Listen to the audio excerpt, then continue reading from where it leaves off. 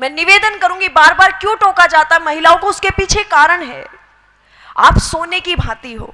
वो कहती कि पुरुषों को भी टोकिए, ये भी तो शॉर्ट्स पहन करके गली में वॉकिंग करने के लिए चले जाते हैं, हमें ही क्यों टोका जाता है? तो ध्यान देना, इसके पीछे बहुत गहरा रीजन है, शायद आप समझ पाओ।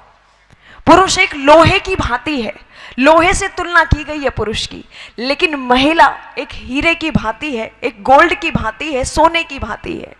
आपने देखा होगा, आप यहां से बाहर निकलेंगे, लोहा आपको कहीं भी पड़ा मिल जाएगा।